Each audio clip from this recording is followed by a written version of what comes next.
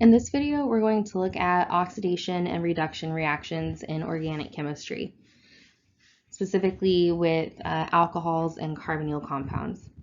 So in Gen Chem, we learned that oxidation is loss of electrons and reduction is gain of electrons.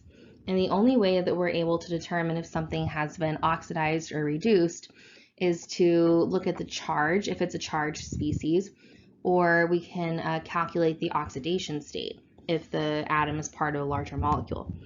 In OChem, it's a little different. You're still going to see kind of an overall same theme, but it's actually a little easier to spot oxidation and reduction in OChem. So reduction in OChem is a reaction that increases the hydrogen content and or decreases the oxygen content. So for example, if we take a carboxylic acid and we react it with a generalized reducing agent, another way to write that out would be a hydrogen in brackets, which is something that you might see online or in the textbook.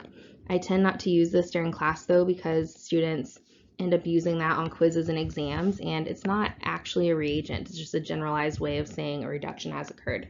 So you don't want to use that as a reagent. But if we reduce the carboxylic acid, we can get to the aldehyde, and then the aldehyde can be further reduced to an alcohol. So let's look at what actually makes this a reduction. So in this first step of the reaction, we go from the carboxylic acid to the aldehyde. Notice that we have lost one oxygen atom, which fits our definition. In the next step, we go from the aldehyde to the alcohol, and we keep the same number of oxygen atoms, but notice we have 2 more hydrogens than we did before. So this also fits our definition of reduction. Now, there's another way to look at oxidation and reduction in OChem, and that's by looking at the number of bonds to oxygen that a carbon atom has. So if we look at our carbonyl carbon, in the carboxylic acid, it has 3 total bonds to oxygen. There are only 2 oxygen atoms, but it has 2 bonds to the carbonyl oxygen and 1 bond to the hydroxyl oxygen. So this has 3 oxygen bonds.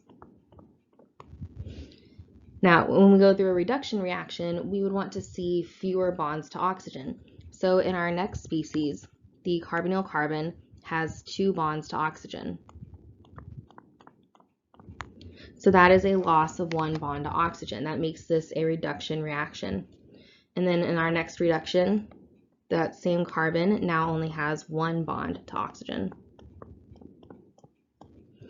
So both of these ways of looking at this are valid. They both show how this compound has been reduced. So oxidation is the exact opposite. This is going to increase oxygen content and or decrease hydrogen content. Another way to look at it would be increasing the number of bonds to oxygen. So first we're going to look at the exact opposite of the reaction that we just did. So we started off with the alcohol and we did an oxidation. A general way of writing out oxidizing agent or oxidant is an O in brackets. But again, please don't use that. And then we can take the alcohol and oxidize it to the aldehyde, and then the aldehyde can be oxidized to the carboxylic acid. So let's analyze this and see how it fits the definition of oxidation. So in the first step, we lose 2 hydrogen atoms. So that fits our definition of decreasing hydrogen content. In the next step, we add 1 oxygen atom. So that fits our definition by increasing the oxygen content. Now we can use our other definition real fast. We go from 1 bond to oxygen to 2 bonds to oxygen to 3 bonds to oxygen. So this fits both of our definitions of oxidation. Now, there are also oxidation reactions that have nothing to do with oxygen.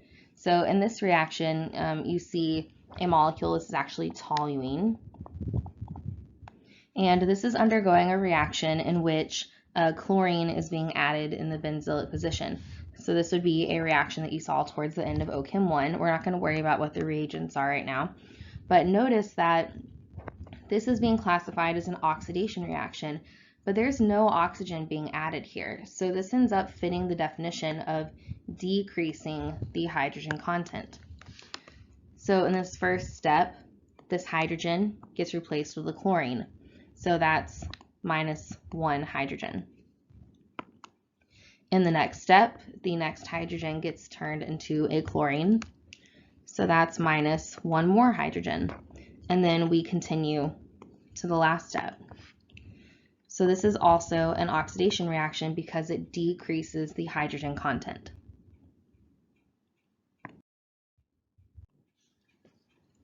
So now we're going to take a look at some generalized reduction reactions. So in this first reaction, we're looking at a carboxylic acid getting reduced to a primary alcohol. So this is something that you see fairly often. If you have a reducing agent strong enough to reduce a carboxylic acid, it is going to create a primary alcohol. You can also see that the carbon framework is being conserved into the product. So we have our carbonyl carbon, we have our R group, whatever that may be, carbonyl carbon, and R group. And then notice it is the carbonyl oxygen that is being conserved into the product. So then in the next one, if we reduce an ester, we actually end up with 2 products. And you can actually see where that's coming from pretty easily. So here's our carbonyl carbon, carbonyl carbon. Here's our carbonyl oxygen. And then at some point in the reaction, you end up kicking out this alkoxy group and it gets protonated to form the other alcohol. Anytime that you reduce an aldehyde, you're going to make a primary alcohol. And anytime you reduce a ketone, you're going to get a secondary alcohol. And again, notice that your carbon framework is completely conserved through the reaction.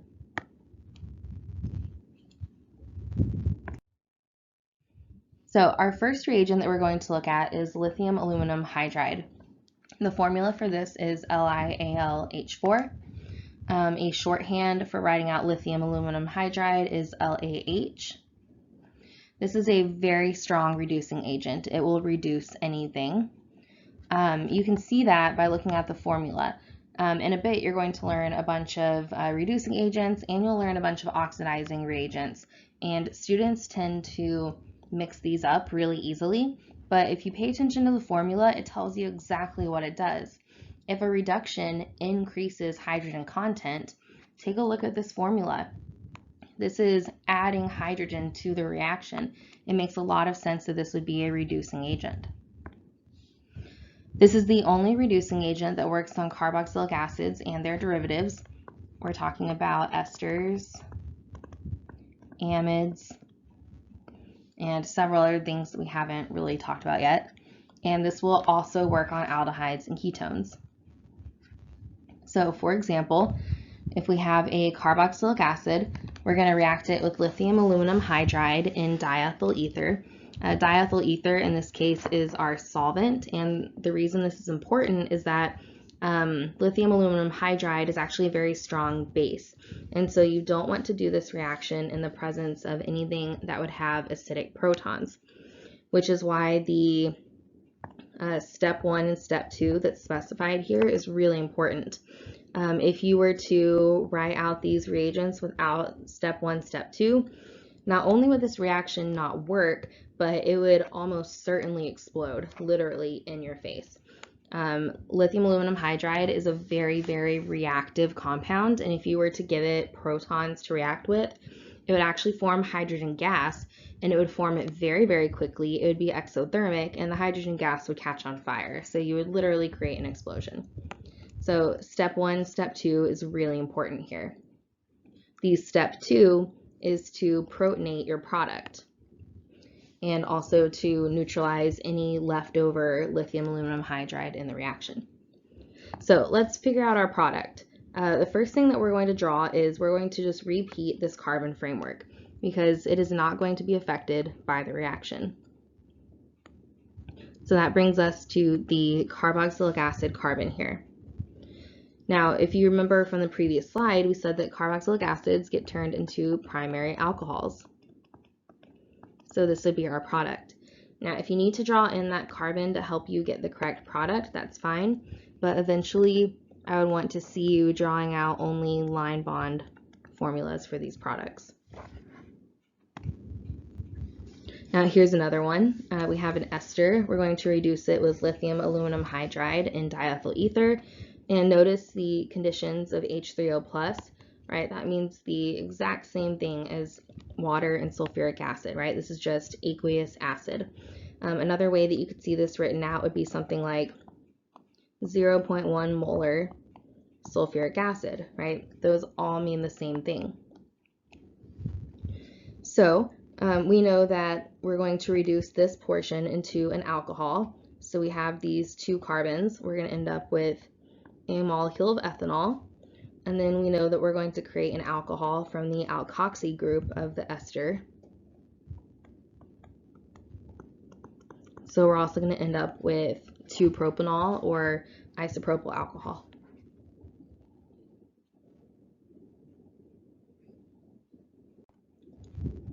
I think I said 2-butanol a second ago. Sorry, I meant 2-propanol.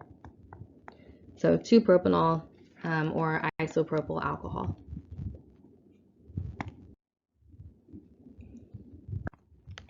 So our next reagent is sodium borohydride. Sodium borohydride is much less reactive than lithium aluminum hydride. It is a weaker reducing agent. It cannot reduce carboxylic acids, esters, or amides. It will only reduce aldehydes and ketones. It is so much less reactive than lithium aluminum hydride that my OChem professor from when I took OChem a million years ago would call it sodium boring hydride, and that just stuck in my head. So it is in fact so much less reactive that the sodium borohydride can be added in at the same time as the proton source. So as long as your proton source is pretty mild, notice this isn't sulfuric acid, this is just methanol, but as long as it's pretty mild, you can actually just throw everything in all at the same time. And what you'll end up with is the same carbon framework and then a primary alcohol because this is an aldehyde. In this next reaction, we have a ketone. So this is going to get reduced to a secondary alcohol. And our alcohol is going to be on the same carbon that the carbonyl is on. So 1, 2, 3, 4, 1, 2, 3, 4. So our product would be 2-butanol. So our question here is, how does this work, right? And the mechanism for this is actually really simple. This is just a substitution reaction or an addition reaction. You can kind of look at it as an SN2 reaction if that helps you. So we have borohydride here, and the reason it's called borohydride is because it is actually a source of hydride.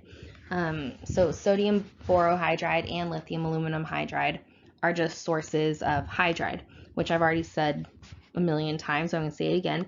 Hydride is a hydrogen atom that has a lone pair and a negative charge. So borohydride is going to be expelling an equivalent of hydride, which is a really good nucleophile. So it's going to attack the partially positive carbonyl carbon and push these electrons up onto the oxygen.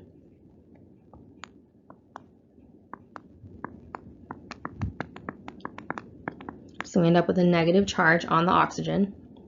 And then I'm going to draw our new hydrogen in orange just so we can keep this straight. And then in the next step, you would add in an alcohol or some source of protons so that we can protonate our alcohol.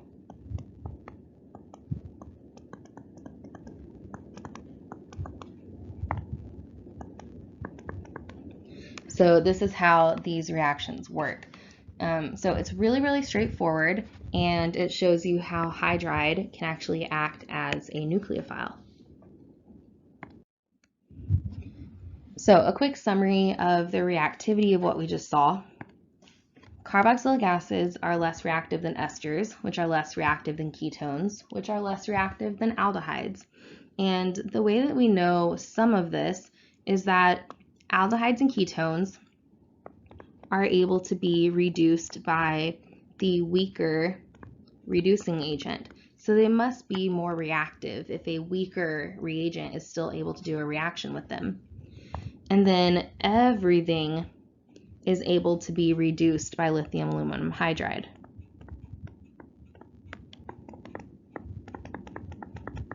So the reactivity at least tells us that these two are more reactive than these two.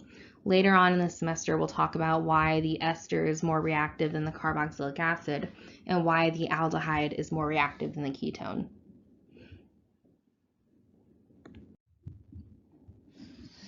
So another type of reduction reaction that is kind of the opposite of a reaction that you saw in OChem 1 is you can take an alkyl halide and turn it into a hydrocarbon.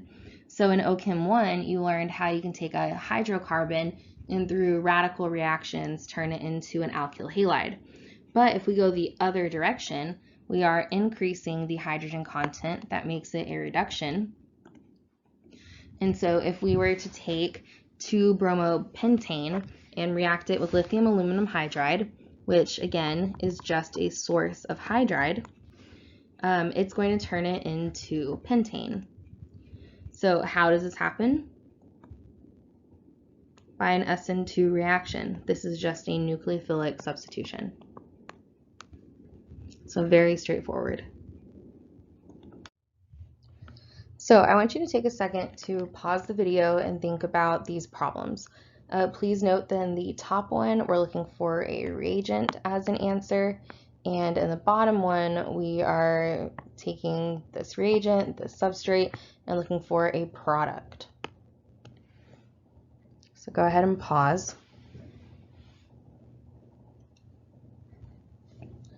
Okay, welcome back. So hopefully in the top one, you saw that you have to come up with a reagent that is strong enough to reduce a carboxylic acid to a primary alcohol. And what you should have come up with would be lithium aluminum hydride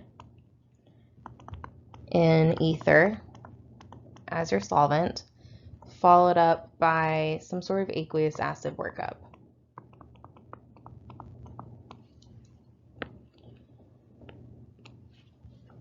And the next one, there's two different things happening here. So we have a reagent that is sodium boring hydride, so we know it's not going to reduce any carboxylic acids or their derivatives.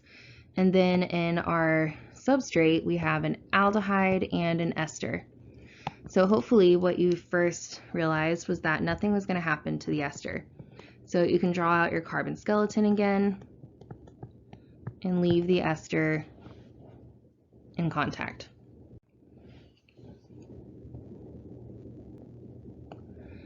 And then you can look at the aldehyde over here. The number of carbons is going to stay the same, but the aldehyde is going to get turned into a primary alcohol. Now, one of the things that I've learned is that sometimes people don't like when I put the oxygen in a different direction. You can also draw it like this. It would be the same thing.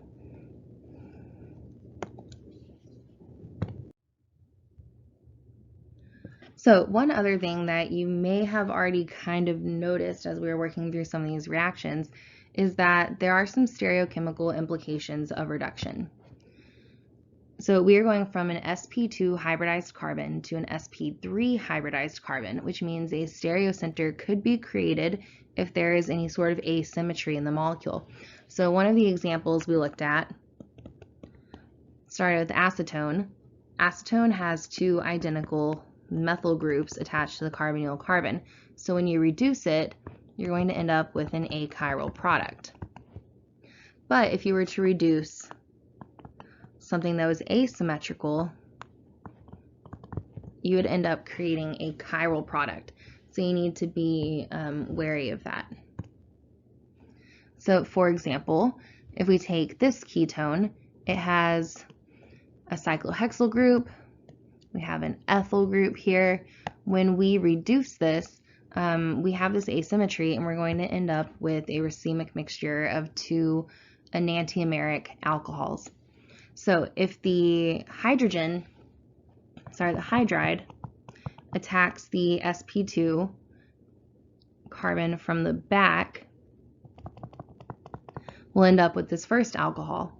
If it comes and attacks from the front, we'll end up with this second alcohol.